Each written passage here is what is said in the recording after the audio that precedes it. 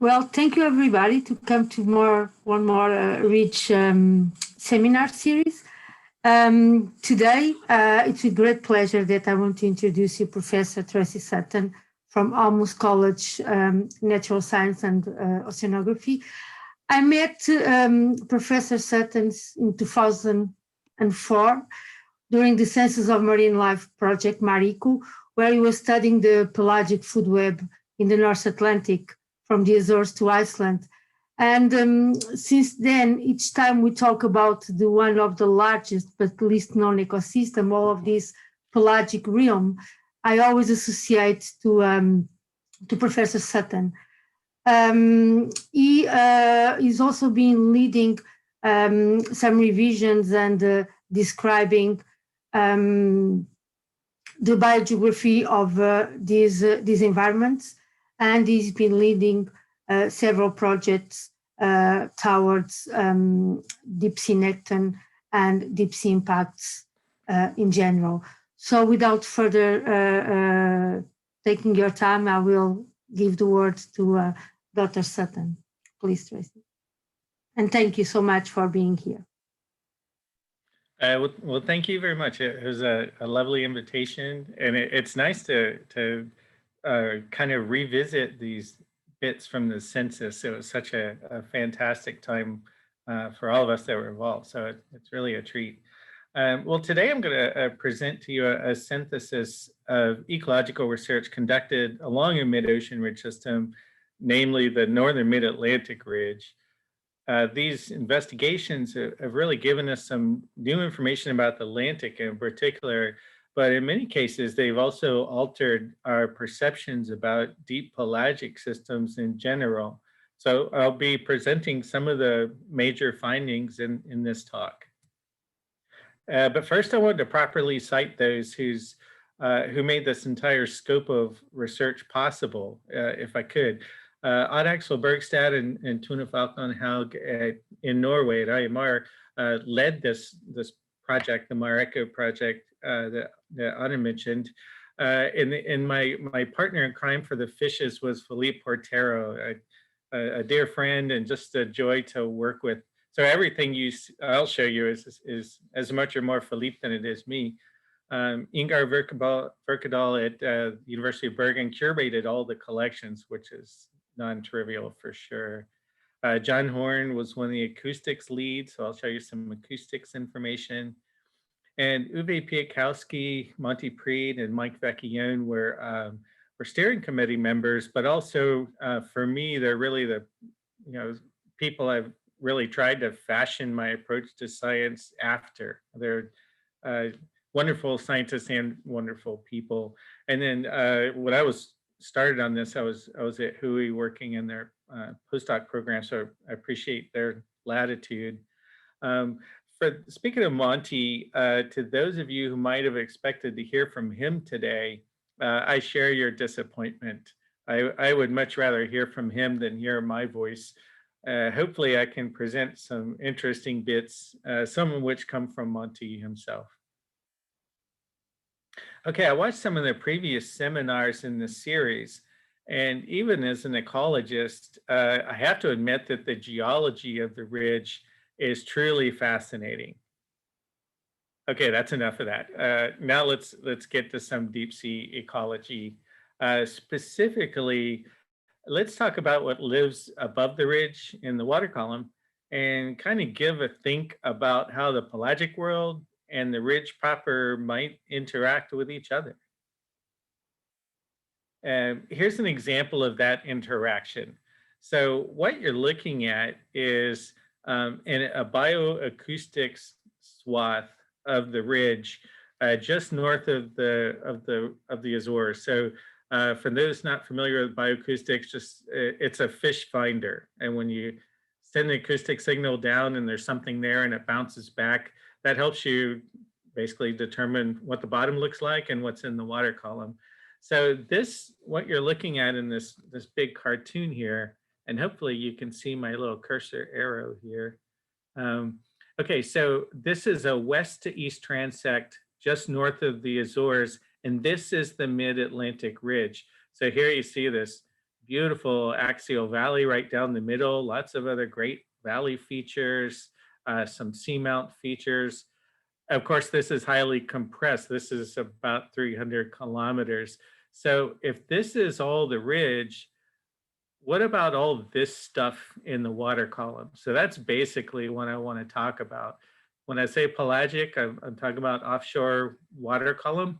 And note how all of this life in the water column, which is primarily fishes, shrimps, and squids, using the gear we were using, note how in some places these layers of concentrated pelagic life intersects the ridge itself. So this is a big part of what I'm going to talk about. So I looked at who all might be tuning in, and I see that we have a very broad variety of disciplines in the audience. So let's take a minute to orient ourselves to this pelagic environment and kind of parse this habitat out in units of depth. So remember that for most of its extent, there are no physical features in the pelagic habitat other than the properties of the water itself. And one very important property is light attenuation. So we basically define the major zones of the pelagic based on the penetration of sunlight. So what I'm going to do is start at the top and work our way down just so that we're all using the same terminology. So the top skin of the onion, if you will, this epipelagic zone, is a rather thin surface layer where there's enough light for photosynthesis. So it's generally defined as that depth, above 1% of solar irradiation. So that's usually about 200 meters in open ocean water. This layer also retains enough heat in most locations so that it becomes stratified, which is what allows plant growth in the open ocean. And then this layer, along with the coastal waters, so think of all the coastal waters that you know, plus the skin of the ocean, that's only about 8% of the marine environment. So it's actually somewhat small. This layer does support about half of the planet's plant production and the majority of the ocean's zooplankton production. It also supports a large variety of specialized predatory fishes, marine mammals, seabirds, sea turtles. But I would say that our view of the surface ocean is really primarily one of daylight. So, these images of a blue ocean, that's just the daylight phenomenon, which is exactly half the picture. The epipelagic zone is a completely different ecosystem at night, and it is really at night when this thing comes alive. So it's kind of a weird way to look at it, that what you see during the daytime is largely when the surface ocean is asleep. It really comes alive at night. And it does so because there is a massive invasion. Let's see, all this. I don't know if all this is on your screen. These bits up here. Let's see if I can get rid of this. Yeah, I'm just making it worse, probably. Okay, then I'm going to ignore what I'm doing there.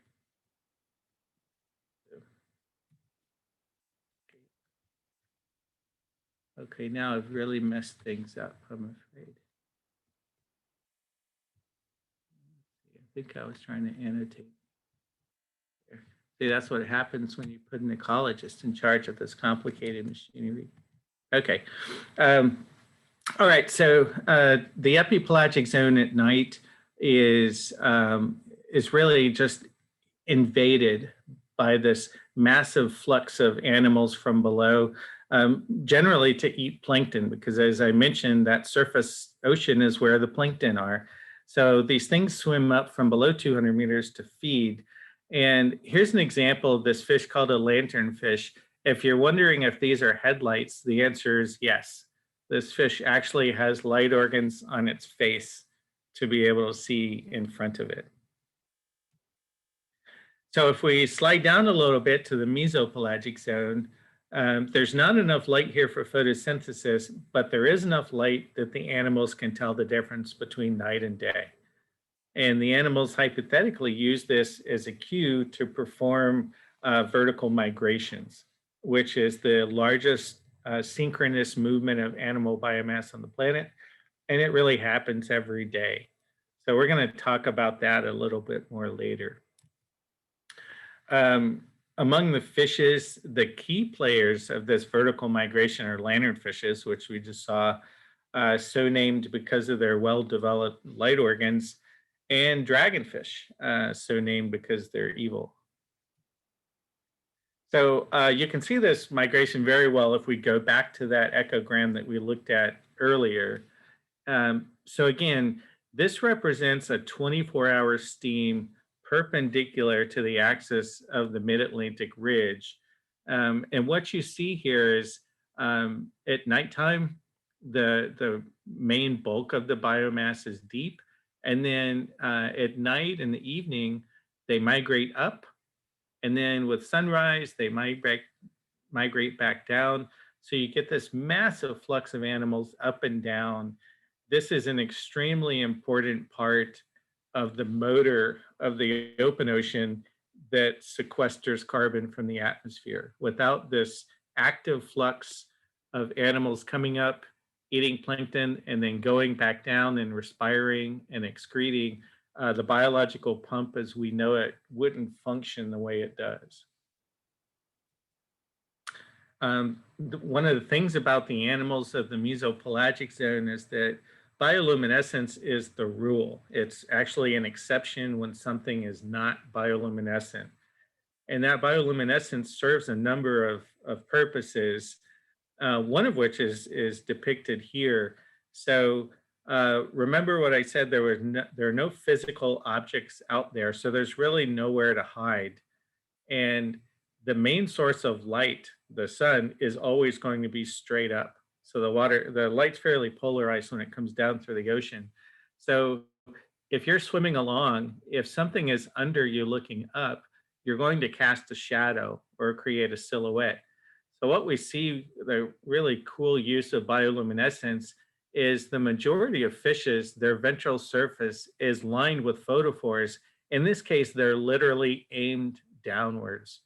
And if you can match the intensity and color of downwelling light, you can effectively disappear from animals that are looking up from below. So I just think that's super, super cool. This fish is not nearly as interesting looking, but what you're looking at is a bristlemouth fish of the genus Cyclothone.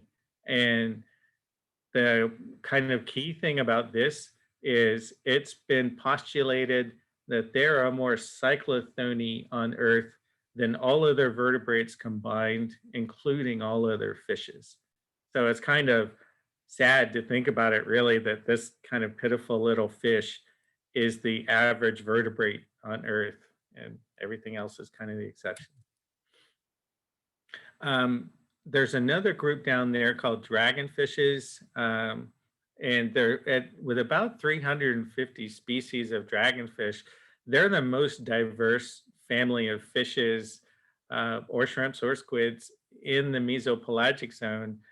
So as such, these are the top predators for much of the world ocean, even as weird as they look. They're not the only predators down there. There's actually a lot of incredible looking things. So what you're looking at here is a telescope fish, and I can promise you that this picture has not been retouched in any way.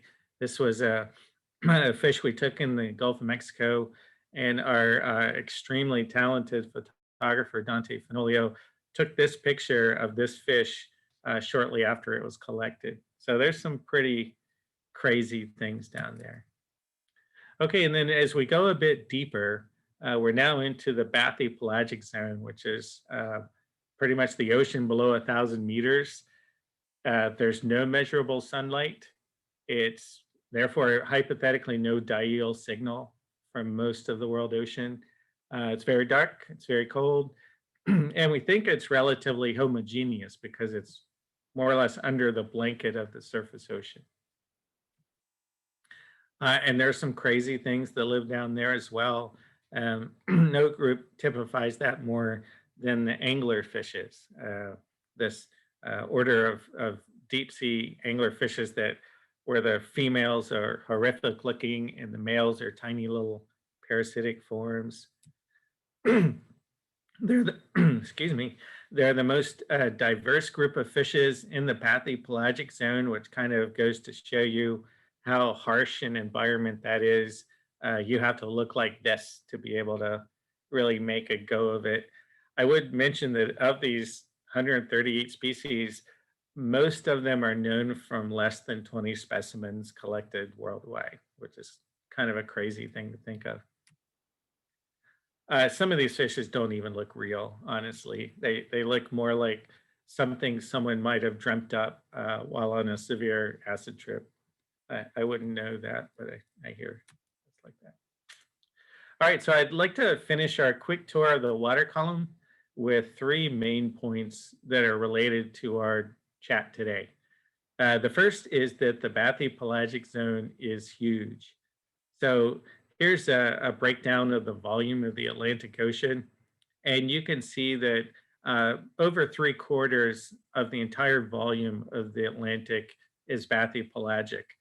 So it's truly gigantic globally. It's most of the planet's water.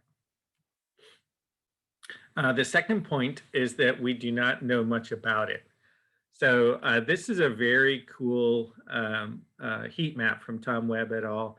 And it basically shows the information content of the world ocean as a function of its volume. So here's the depths of the ocean, and the temperature of the colors tells you how much we know about it. Basically, how many records are in Opus, this kind of ocean telephone book, if you will. And what you quickly see is that we know a fair bit about the coastal ocean. We even know a fair bit about the surface ocean all the way out to the middle of nowhere. And also we know a bit about the bottom, even in the deepest parts of the sea.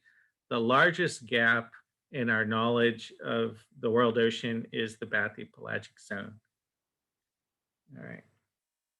That brings us to our third major point here that I wanted to make, and that is for most of its extent, where the mid-ocean ridge system meets the pelagic world is in the bathypelagic. So I just wanted to kind of highlight those 3 things. It's huge. We know very little about it, but it's where the interaction with the water column and the mid-ocean ridge system is happening. So this was a major focus of the project that Anna talked about. It was the Census of Marine Life field project called MARECO. And the goal was to understand the pattern and processes of the ecosystems of the northern mid-Atlantic ridge, both pelagic, the water column bit, and the benthos, those things living on or near the ridge itself. So it was a huge undertaking. And again, I'm extremely grateful to the people I mentioned before for leading it. So here's our study area, if you will, and it is a very large section of. Should I try it again? Yep. Okay. Hopefully, I'm the only one seeing this big control bar, and that you can see the rest of my slide. Okay, so the area that we're talking about is a square of the ocean from Iceland to the Azores. And here in this big block, you can see that. We're going to see it a little better later. The field campaigns of MARECO, there were 5 main campaigns.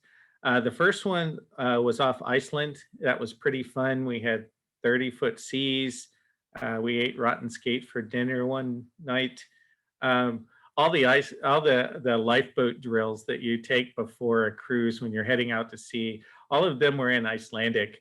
And periodically they would kind of look at me and laugh. And I was sure that they were saying that if they ran out of food on the lifeboat, they were going to eat the American. The core activity of MARECO happened during 2004 on a cruise aboard the Norwegian vessel Geosars. It was 2 long cruise legs. It was about 2.5 months with a bunch of scientists and engineers from all over the world. And we also had a TV crew, which was kind of weird. They were super nice, and they did a brilliant job with it. But you always had to be on guard when there was a documentary crew running around. You'd be working away, and then you'd turn around, and boom, there's a camera in your face, which was disconcerting for people like me, who have a face made for radio, as they say. We had 2 additional trips. So one was a trip on the James Cook, focused on the Charlie Gibbs fracture zone, that was led by Monty Preed. And the other was a trip out from the US, again to the fracture zone, led by Mike Vecchio. Okay, so what I'm going to talk to you primarily about is the Geosars cruise. So we departed on the Pelagic leg. We went out to the Reykjanes Ridge. We worked our way down. We focused on the Charlie Gibbs fracture zone area, the Faraday Seamount zone, and then again just north of the Azores. On these cruises, we did a lot of things owing to the brilliance of the Norwegian crew. One of the most important was bathymetric mapping. So we did this for the second leg, which was benthic, but we also did it for our leg, because I can tell you Norwegians are fearless when it comes to flying pelagic gear very close to uneven bottom, and we're really glad they did. And we did acoustics, which I've shown you already. I would just mention that thanks to some pretty keen engineering, we were able to get acoustic signals from depths over 3,000 meters, which is extremely rare. We also had a group censusing marine mammals and seabirds, which I think is just cool, so I mentioned that.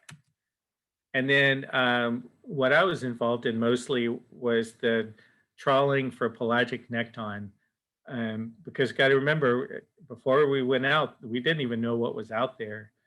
So they used a variety of large Norwegian gear, which again gave us a new perspective on what was out there. The gear was large. For example, this particular net, the mouth area is about the size of 2 football fields. But it's what you need if you're going to sample a lot of water in a relatively short time. They rigged these nets with opening closing gear so we could see what lived at different depths. So here's just an example. You fish, the things we caught in the deepest nets were different than the stuff in the shallowest, and that's very, very important. Then once on board, the catches were sorted by species, and each was given a barcode so we could keep them straight later. And at this point, you're probably asking yourself, what's this guy's problem? And to that, I would just say, where should I begin? So pictures of cool stuff. It was interesting that we not only caught some cool things, we caught a lot of large things. So here's an amphipod that's about the size of your hand, that probably came out of a jellyfish that was probably the size of your car. Squids are awfully cool. So these are pictures that David Shale took on the cruise with Monty Preed on the James Cook. So we really appreciate that. The Dumbo octopus is one of the deepest living things you'll see out there. We routinely saw them on the bottom in depths over 3,000 meters. But getting to the fishes, again, angler fishes are just super cool. One of the things that we didn't really know before that we've learned since the synthesis of the census, there's a mouthful, was the relative importance of pelagic eels. So we now know that in many ecosystems, particularly where the pelagic meets abrupt topography, pelagic eels like this snipe eel are incredibly important ecological players.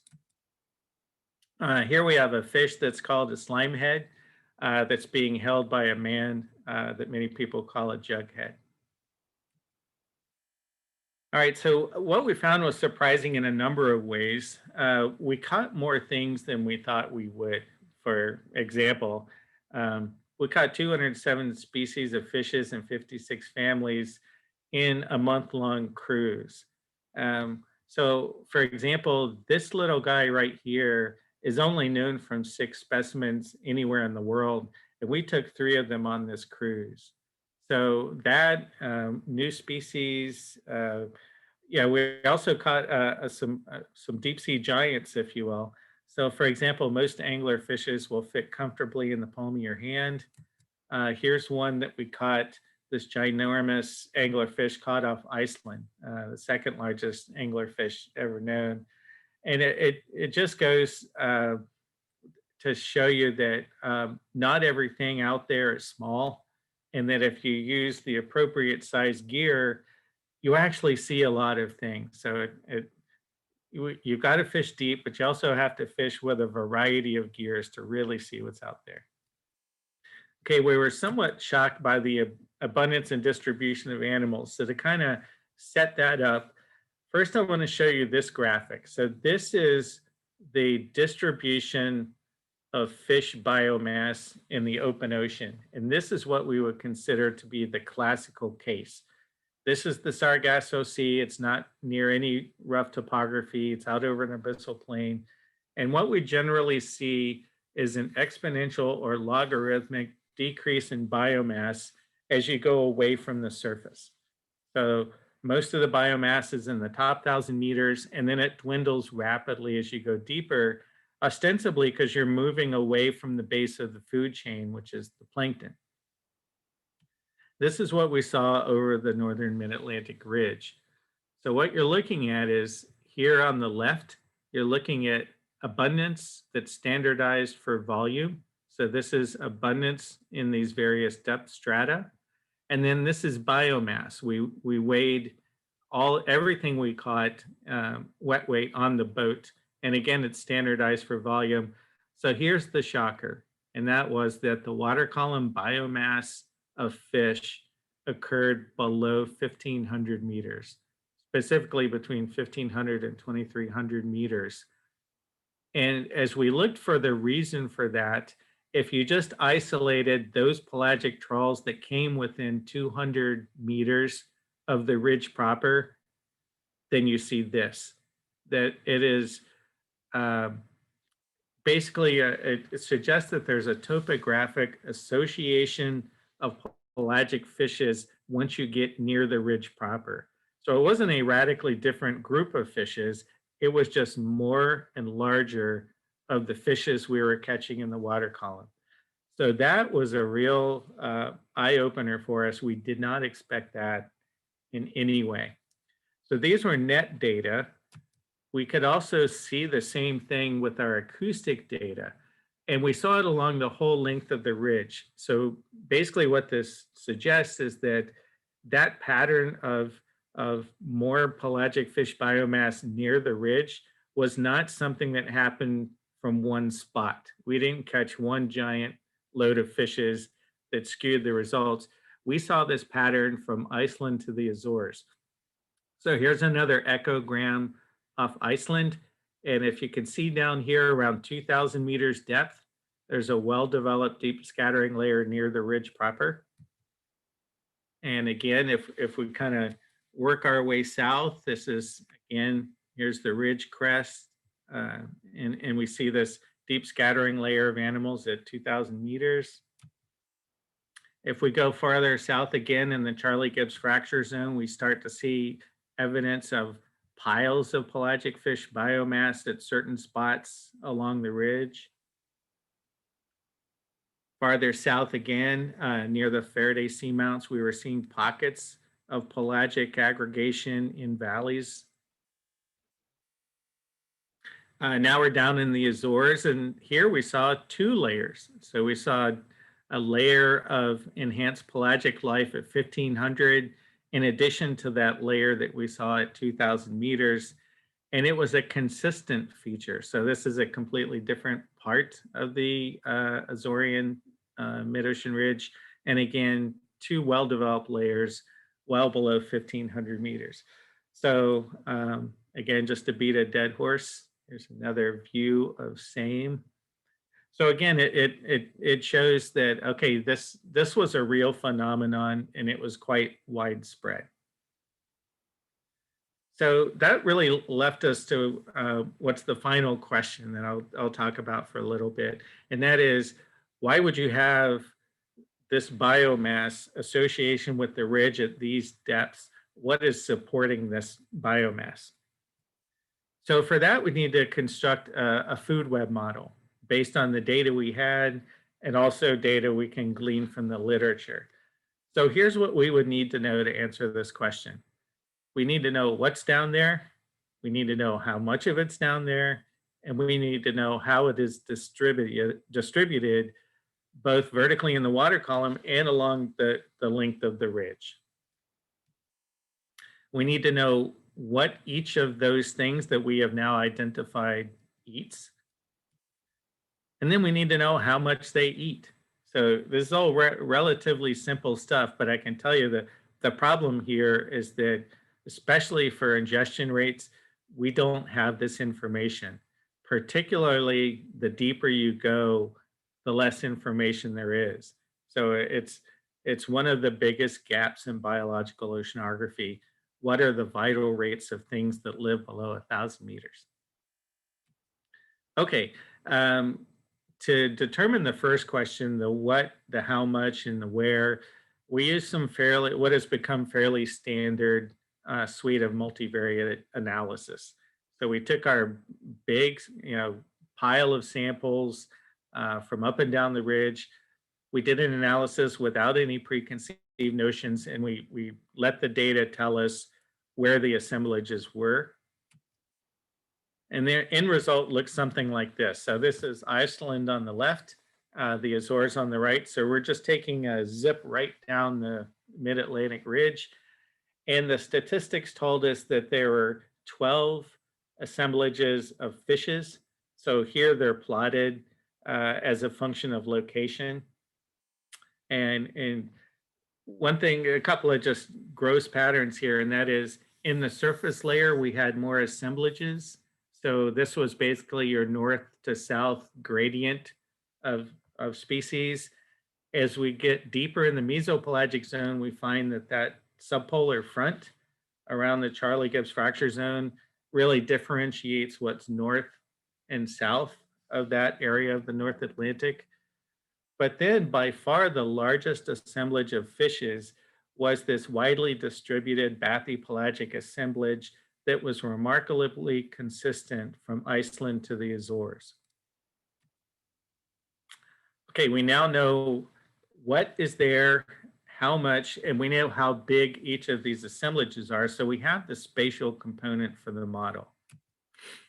So now we need to get down to the more of the quantitative information we got from our cruises, the how much, and our unit of currency is biomass, because that allows us to do these food web calculations. These names will mean something to you or they don't. So I'll just say we figured out what was down there and we figured out how much biomass there was for each of those 12 assemblages. Then we needed to figure out how much they're eating. So this was largely a literature exercise. So this is what we know for lanternfish, which is actually not bad. But then as we get deeper and deeper, we start to have to extrapolate. So the rule here was that we took the average of all the fishes and used that for the mesopelagic zone. And then we took the lowest values for the bathypelagic zone, so we didn't overestimate. Okay, so here's the end result of all that mumbo jumbo voodoo, and that is, of the 12 assemblages, only 3 accounted for more than 4% of the total consumption. So I'll just take a quick spin through that. One was what we would call a trophic hotspot off the Reykjanes Ridge, which we know is a very active biomass contributor for fisheries. We found a lot of consumption by high-level predators, particularly these large pelagic eels, dragonfishes. So that was a thing up north. And then for much of the ridge, the surface player is this lanternfish, Benthesema, which is now being targeted for mesopelagic fisheries in the North Atlantic.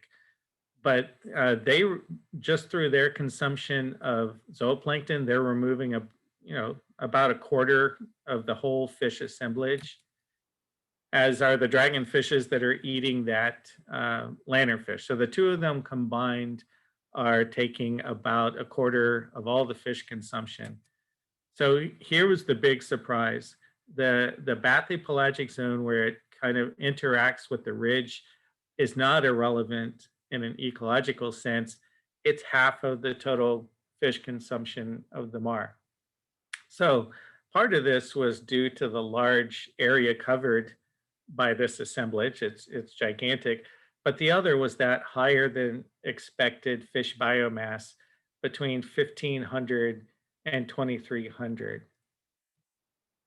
So what contributed to that biomass max is actually very interesting, because from the literature, we know that many of the dominant components of that assemblage are jelly eaters.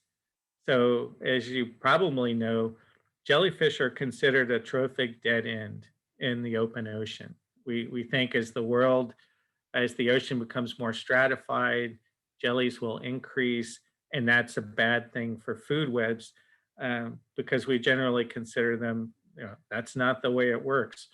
But it very well could be that the consumption of jelly is much, much more important in the deep ocean interior than we thought. And that conversion into fish biomass is an important conversion. All right, so the upshot of all this is that over the Mar, the consumption in that deep bathypelagic zone equals or exceeds the upper water column. I can guarantee you there is no trophic model of the North Atlantic that even considers the bathypelagic zone. What we call alternate trophic pathways. So the classic pathway is phytoplankton, copepod, fish. So, that is always considered the main trophic pathway. But at least in these areas over the mid-Atlantic ridge, gelatinous zooplankton and shrimp consumption are major trophic pathways. So it's just something to think about. Okay, so I'm going to end with how important could these findings be on a global scale? You always want to ask yourself, was this just where I was, or could this be extrapolated to more? And for that, I'm going to turn to this lovely figure by a paper by Monty, and that is that the mid-Atlantic ridge, especially in the North Atlantic, is just so massive. So if we look at this box of the North Atlantic, the ridge itself occupies almost half of the footprint of the bathyal habitat. I mean, you can just see it dwarfs the continental margins and, of course, seamounts. So the ridge itself being so large, you don't now really have to start thinking in the ridge system throughout the global ocean is very, very large. It's the largest topographic feature in the ocean. Ecologically, what are some things that we might want to think about now? First is that there seems to be differences over the ridge compared with over abyssal plains, that there might be more biomass of pelagic animals. And this is not just a coincidence. It's an interaction with ridge topography through some features that may involve alternate trophic pathways like jellyfish or shrimp. The other thing to think about is that the fishes, the pelagic fishes we caught over the ridge were large. They were terminal sized pelagic fishes. So the idea here is that if the ridge becomes something of an aggregation place for what we would consider the fittest fishes. So if you live to an old age as a fish, you've done pretty well. You're probably a pretty fit fish. And if the ridge systems are places where these fittest fishes aggregate for spawning, and it has some net effect of increasing spawning efficiency of the best of the gene pool, then the ridges itself may actually have a key role in the overall ecology of these species themselves on an ocean basin scale, or at least in areas like the North Atlantic. So again, these are just things to think about when we think about the ecology of ridge systems. That water column is not a detached thing that necessarily just floats overhead and is not interactive. It also means we might want to think about this in terms of some of the things that are proposed, like deep sea mining, which could happen in ridge systems. The effect of what you do on the bottom could affect the water column and vice versa. You know, what you do in the water column, like fisheries or plumes generated by mining, could affect what lives on the ridge itself, because the trophic subsidy for these near ridge fauna are the pelagic food sources. Okay, so those are just some things I wanted to talk about. And thank you for the opportunity to come and chat with you. I'm going to end with this cool picture my friend Sullivan took of one of those jelly eaters. And I'm going to say thank you.